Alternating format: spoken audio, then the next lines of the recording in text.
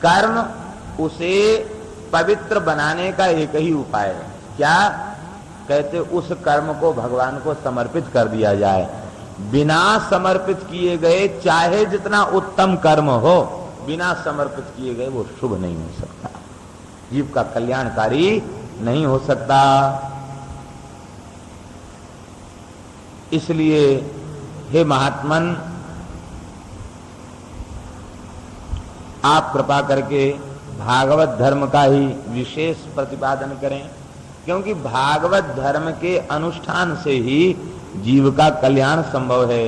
दूसरे किसी उपाय से जीव का कल्याण संभव नहीं है। त्यक्त्वा स्वधर्मं चरणाम्बुजं हरे भजन्न पक्वोऽथ पतेत् ततो यदि यत्र क्व वा भद्रमभूदमुष्य किम को वार्थ आप्तो भजताम स्वधर्मतः। आह, धन्य है। नारद जी कहते हैं कि किसी मनुष्य ने स्वधर्म का त्याग कर दिया,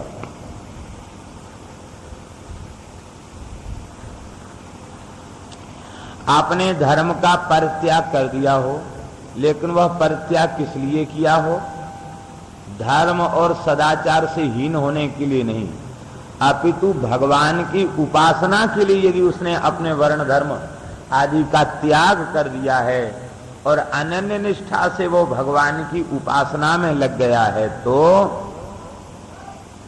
कहते भले ही उसका भजन परिपक्व न हो पाया हो, अपक्वोथ अनन्य निष्ठा से भजन करने लग गया और भजन परिपक्व अवस्था को प्राप्त हो गया, तब तो कहना ही क्या है। कथनचित उसने सब कुछ त्याग कर केवल अनन्य भाव से भगवान का आश्रय ले लिया है, अब निरंतर भगवान के ही आश्रित रहता है, बाकी सब कुछ उसने अपने चित्त से निकाल दिया है। और अनन्य निष्ठा से भजन करने के बाद भी कोई वासनाजन्य प्रबल संस्कार ऐसे हैं कि उन संस्कारों के कारण उसका भजन अभी परिपक्व अवस्था को प्राप्त नहीं हो पाया, और इसके बीच में ही पतेत का तात्पर्य है कोई विघ्न आ जाए, विक्षेप आ जाए, अथवा उसका शरीर ही नष्ट हो जाए और अभी अनुभूति तक नहीं पहुंच पाया, भजन उसकी परिपक्व अवस्था पर नहीं पहुंच पाया, तो हे व्यास जी, तो भी उस जीव का अमंगल नहीं होता।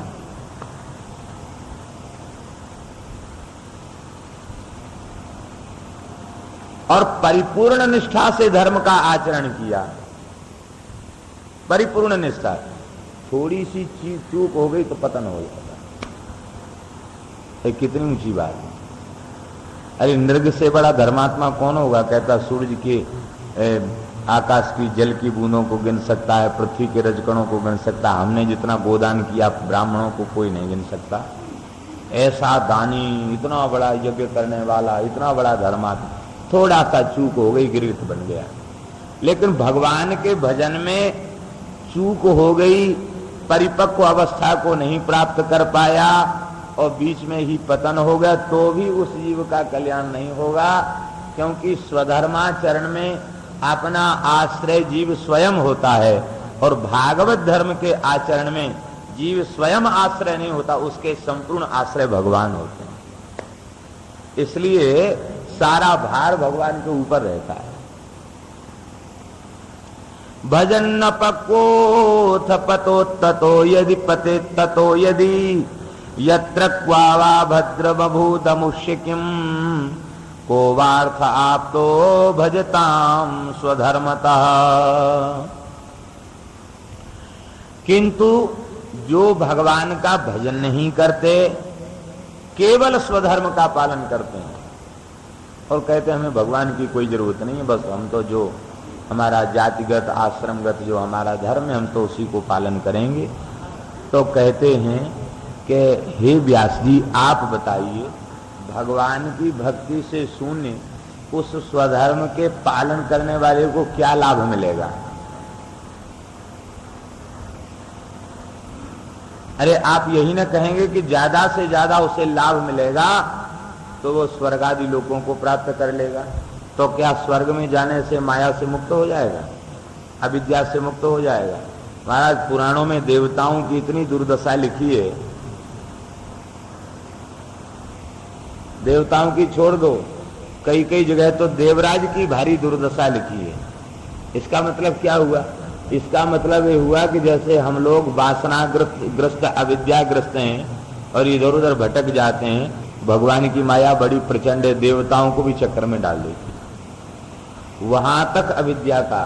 तो अविद्या का क्षेत्र जो है, माया का जो क्षेत्र है, वो संपूर्ण ब्रह्मांड के अंतर्गत है।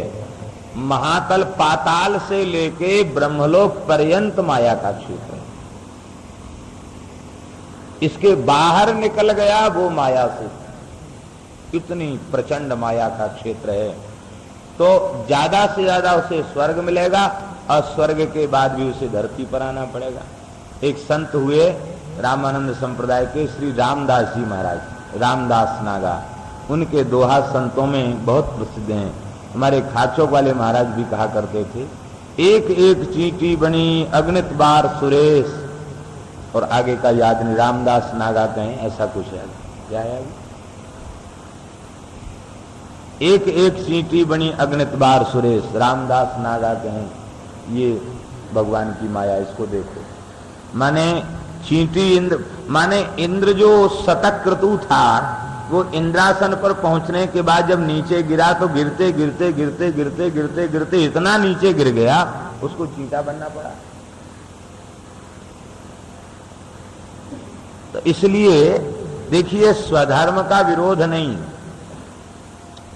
क्योंकि भागवत धर्म की भी नींव है वर्ण धर्म, आश्रम धर्म। कोई इन धर्मों का त्याग करके मनमाने ढंग से भागवत धर्म का आचरण करना चाहे तो वो ठीक नहीं है। हाँ, अब उसमें विशेष बात यह है कि सब में भगवान के नाम का, भगवान की भक्ति का, भगवान के प्रेम का पुट होना चाहिए। तो भगवान का भजन करते हुए जो वर्ण धर्म का पालन करेगा वो लाभ में है। और मान लो वर्ण धर्म का त्याग कर दिया, केवल भजन में लग गया, तो भी लाभ है। लेकिन वर्ण धर्म का, आश्रम धर्म का, अपने धर्म का पालन किया और भजन छोड़ दिया तो वो लाभ में नहीं है। इसलिए ना, हे व्यास जी, आपको ये बातें समझानी चाहिए कि भाई कुछ करो न करो, भजन जरूर करो। ये बात आपने समझाई नहीं, और इस बात को समझे बिना जीवों का हित नहीं हो सकता।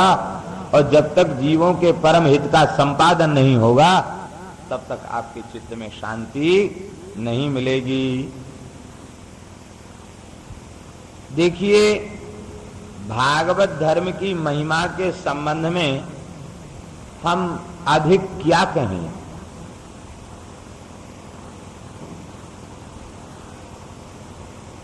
हम अपना ही चरित्र सुना करके बता रहे हैं भागवत धर्म की कितनी महिमा है।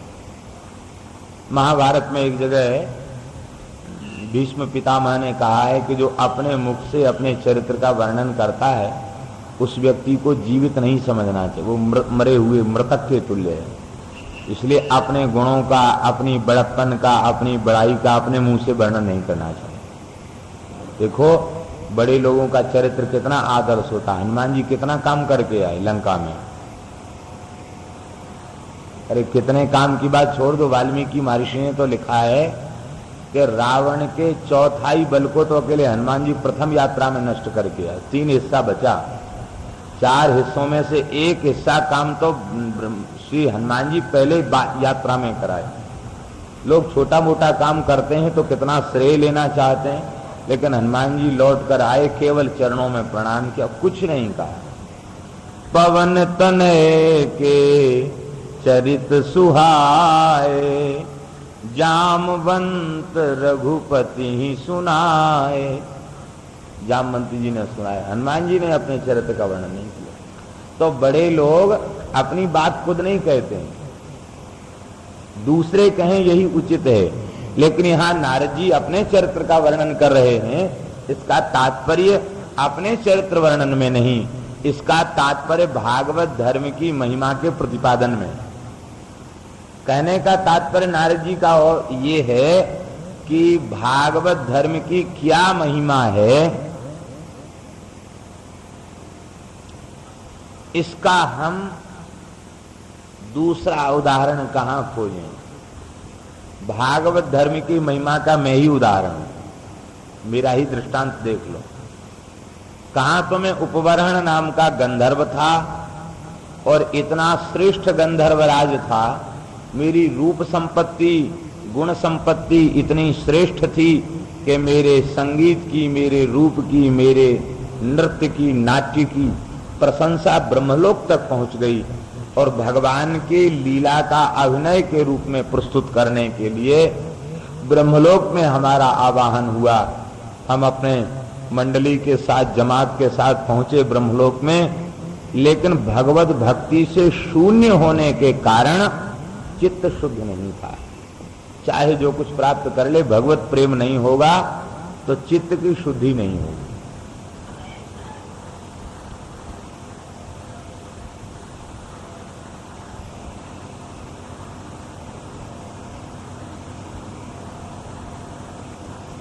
और बिना चित्त की शुद्धि के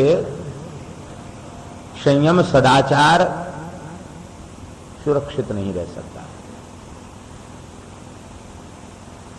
अभी एक पुस्तक में पढ़ा, शिवानंद जी की पुस्तक में, तो उसमें ब्रह्मचर्य साधना में लिखा हुआ है कि ब्रह्मचर्य शरीर का नहीं है, ब्रह्मचर्य मन का है।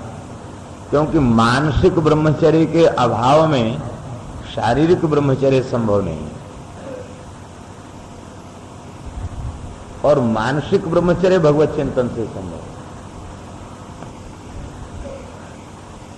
मन निर्विषय हो जाए, अरे जब मन निर्विषय हो जाएगा तो अपने आप वो सदाचारी है, ब्रह्मचारी है, धीर है, गंभीर है, सारे सद्गुण उसमें अपने आप आ जाएंगे, सारे सद्गुण उसमें अपने आप प्रकट हो जाएंगे। और बिना भागवत धर्म के आचरण के, बिना भजन के चित्त की शुद्धि संभव नहीं। तो नारद जी कहते मैं उपवरण गंधर्व था, मेरे चित्त की शुद्धि थी नहीं, और महाराज मेरी ये स्थिति भई, तो वहां भगवान का यश गाने के लिए हमें बुलाया गया था, और वहां की अप्सराओं को देखकर हमारा मन विकृत हो गया। हम उनसे विषय की चर्चा करने लगे। ऋषियों को बड़ा कोप हुआ, बोले बड़ा धूर्त है, यहाँ ऋषियों की सभा में बैठ करके भी, और इसके मन का इतना भयंकर पतन, ये ब्रह्मलोक में आने के योग्य नहीं है, देवता रहने योग्य भी नहीं है, या भयंकर दासी पुत्र हो जा, पृथ्वी पर दासी पुत्र के रूप में जन्म। तो महाराज भागवत धर्म से रहित होने के कारण ब्रह्मलोक तक जाने के बाद भी नीचे गिर गए। ते पाय सुर दुर्लभ पदादपि परत हम देखत हरि। सुर दुर्लभ पद, सभी देवताओं को ब्रह्मलोक में जाने का अधिकार नहीं है, वहां तक पहुंच गया, लेकिन वहां से नीचे गिरना पड़ा। और कन्नौज में हमारा जन्म हो गया। श्री ब्रह्मवैवर्त पुराण में नारद जी का यह चरित्र और अधिक स्पष्ट है। ब्रह्मवैवर्त पुराण में नारद जी के संबंध में लिखा है कि कन्नौज में द्रुमिल नाम के गोप के घर में आपका जन्म हुआ, ग्वाले के घर में। इनके पिताजी का नाम था द्रुमिल। संतों के जन्म कर्म दिव्य और भगवान के जन्म कर्म भी दिव्य। जन्म कर्म च में दिव्यम यो में वेत्ति तत्वता। भगवान के भी जन्म कर्म दिव्य होते हैं, संतों के भी जन्म कर्म दिव्य होते हैं। नारद जी कहते हैं कि जैसे ही हमारा जन्म हुआ, भयंकर अकाल पड़ा हुआ था, और जैसे ही जन्म हुआ कि सुवृष्टि हो गई, खूब बढ़िया वर्षा भई। 8-10 दिन तक जल की झड़ी लगी रही, और फिर इसके बाद जब ब्राह्मण नामकरण संस्कार को आए तो बोले भैया इसका नाम तो नारद है। नारो जल समूह तम ददाती ति नारदा। नर एव नारा, नार माने होता जल का समूह, प्रचुर मात्रा में जल, और द माने देने वाला, नारद। ब्रह्मवैवर्त पुराण का श्लोक है, ददाति नारं ज्ञानम च बालकेभ्यश्च बालकः जाति स्मरो महायोगी तेनायम नारदाभिधा। हे द्रुमिल जी, आपका बालक नारद नाम से प्रसिद्ध होगा। ये सबका जलदाता है, इसलिए नारद है। ददाति नारम और ज्ञानम च, ज्ञानम अपि ददाति, ज्ञान को देने के कारण, नार माने ज्ञान, ज्ञान को देने के कारण ये नारद है। और नारद शब्द का अर्थ होता है भगवान को देने वाला, क्योंकि महाभारत में लिखा है नरतीति नरः प्रोक्तः परमात्मा सनातन।